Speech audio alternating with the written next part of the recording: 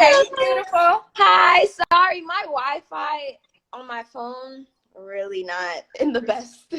Girl, don't worry about it. How are you, gorgeous? I'm good. How are you? Good. You look super cute. Are you Thank excited for your premiere tomorrow of SELAH and the Spades? I am. I'm so ready for people to see it already, and I kind of miss watching it too. So like, I want to see it. Right, right. This premiered first last year at Sundance, and it was a huge hit.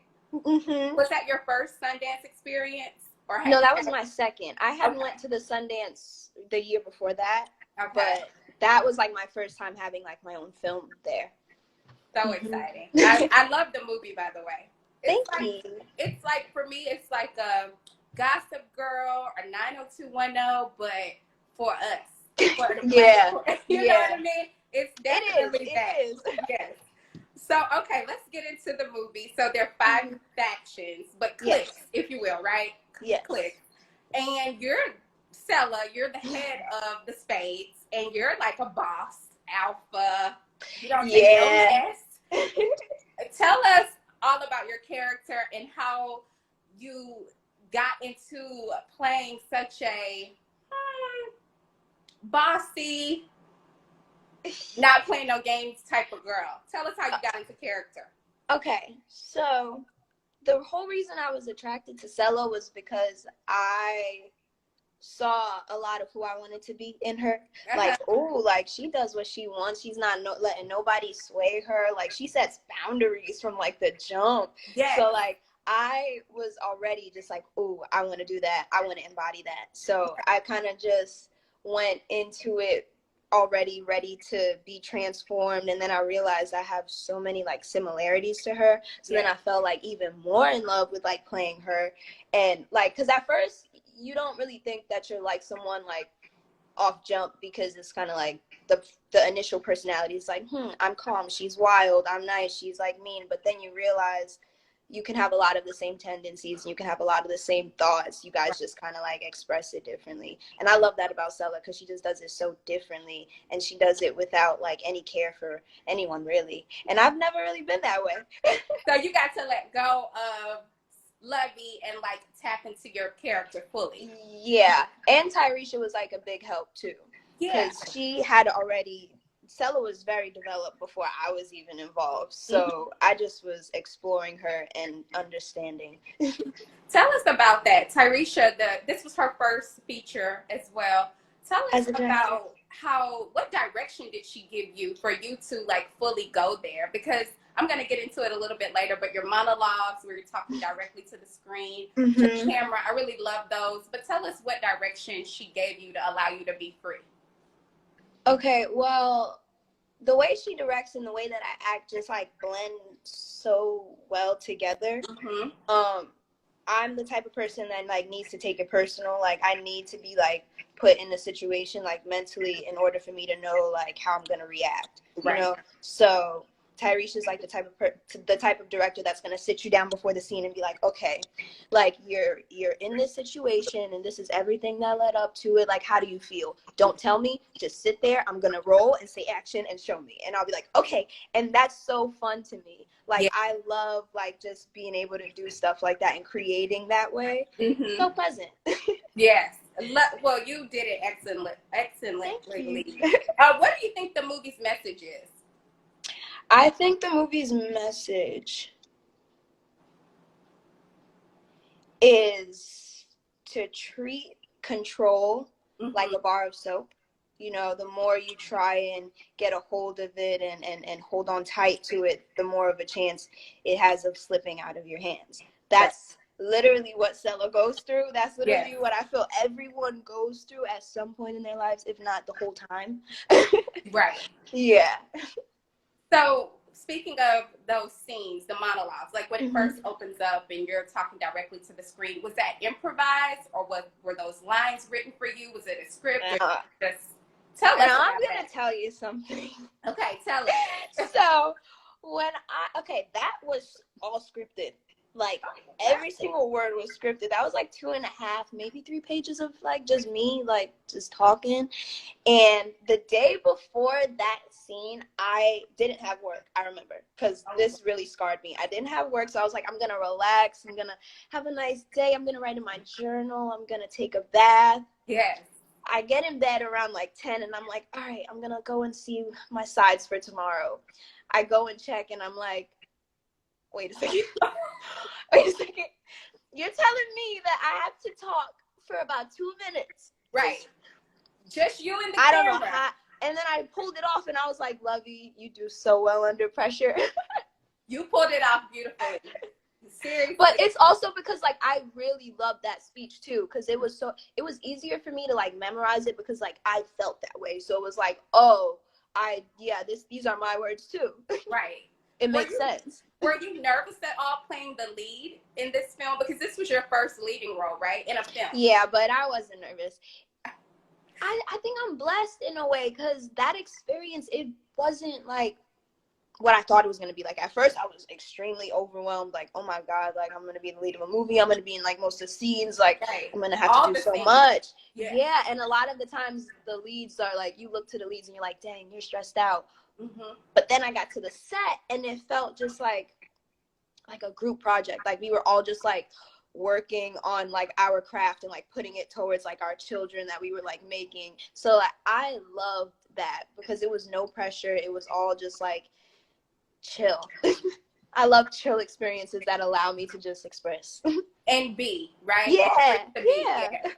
High school politics are on full display in this movie. Was this at all like your experience from high school? Did you go through this? Okay. Not at all. I've always been an introvert, so I was very to myself in high school. I had like my little small group of friends, but that was it. People knew of me, but they didn't really know me. So right. I was very much like Paloma. If Paloma didn't get into the faction life, that was me. I love that. Yeah. I love when you say in your opening monologue, when you're a 17-year-old girl, you got the whole world telling you what to do with your body. Very powerful words. It made me think of, me when I was 17, because you do have everybody kind of telling you how to be, what to wear. Like you say in the monologue, okay, dress is too short, your legs are too big.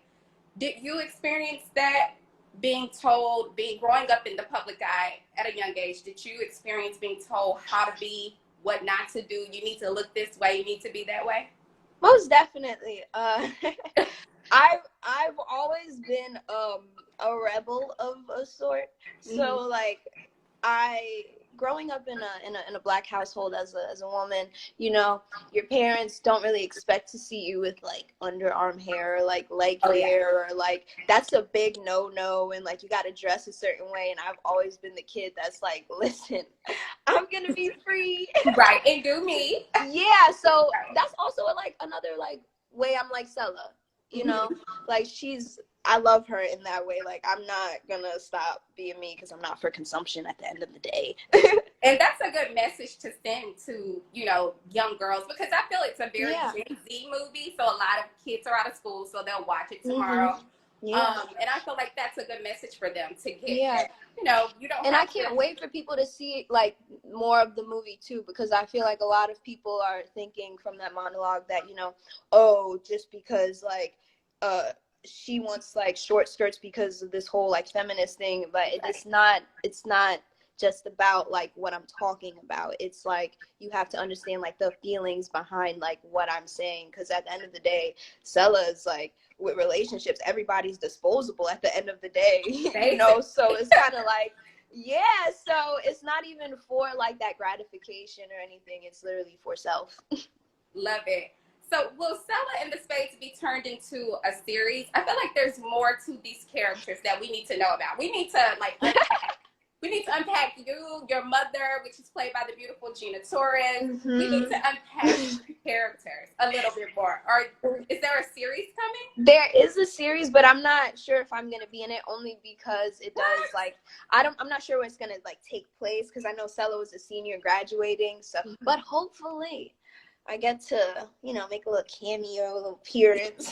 Now, it's no SELAH and the Spades without you now. Come on now. My God. let's get into it because everybody in the comments are like, can we get on to Greenleaf, please? Yeah, I'm looking at them too, like, Zora? Can we get to the real? Okay, so we watched you as Zora on Greenleaf. Yeah. You were a rebel. You've been a rebel on there. You've like gone against the grain there. Yep. For 4 seasons. But am I hearing it right? You're not coming back for the 5th season, or are you coming back? Greenleaf is coming back in June. What about you? I am coming back. Okay, that's what we want. Yes, I'm coming back. Yes. So you guys have already shot season 5, or yes. Oh, yes. that's exciting. Yeah. Okay, perfect. Yeah, so everybody, they're gonna be excited. Listen, season 5.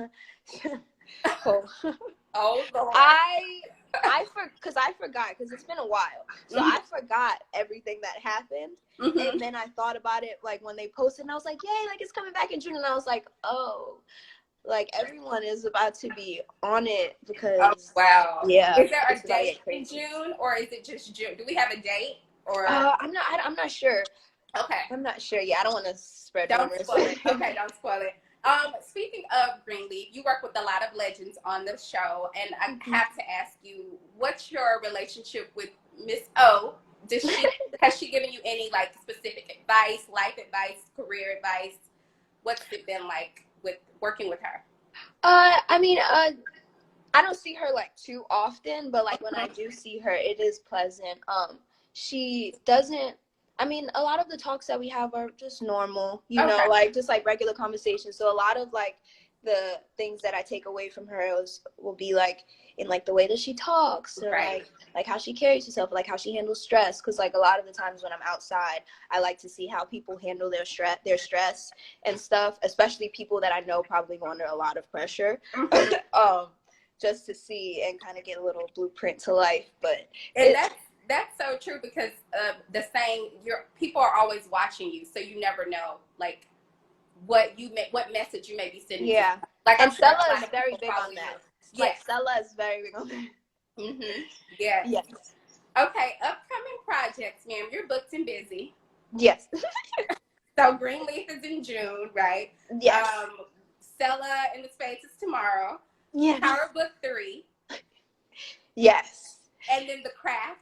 Bloomhouse. The Craft. What you're working, and a book, and your YouTube channel. And also All Rise. I want to talk to you a little bit about that film. Is that film coming to? I'm not too sure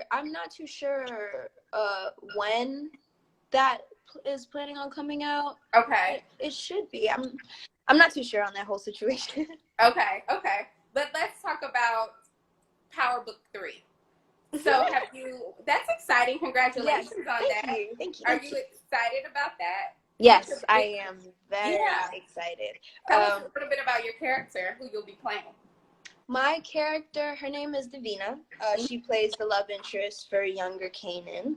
And that's all I feel I can say right now. But my character is very complex. I love characters who have reason and like who have like a method to their madness. So I love this journey that I'm about to do. So you will blow us away, as you always do.